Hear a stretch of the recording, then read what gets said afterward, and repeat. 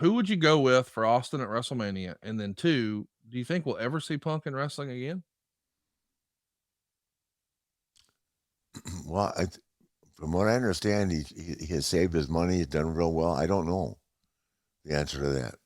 Um, he gets a lot of attention, and that's what draws money. So you never say never. I don't know the answer to that. When I said Steve needs to beat him in 30 seconds, I mean just because Steve Austin, that character, kick ass, da da da da da. If Steve does come back, he'll be and ready to go. And 59. I was ready to go physically. I didn't have mentally. Steve's never had a self confidence issue. Right. And if he believes in himself and he wants to be stone cold, brother, if they haven't sold out the day they announce he's wrestling without even naming an opponent, kind of like we did with me, they're gonna sell tickets. So yeah, I'd love to see it for him personally.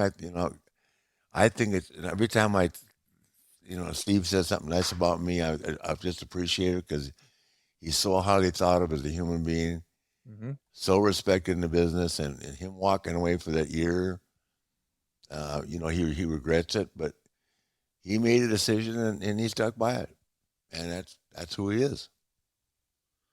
He's Well, we're he's gonna that find he's that out. big. I mean, they kept asking me yesterday about the Mount Rushmore.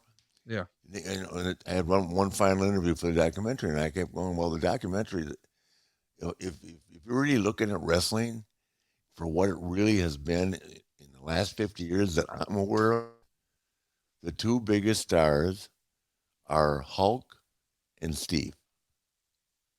Okay, Rock was a huge star, but he didn't stay as long. Okay, the best gimmick and the most talked about gimmick in the history of the business is the Undertaker.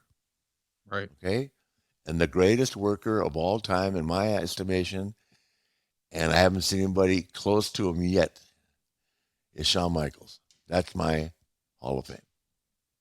That's your Mount Rushmore.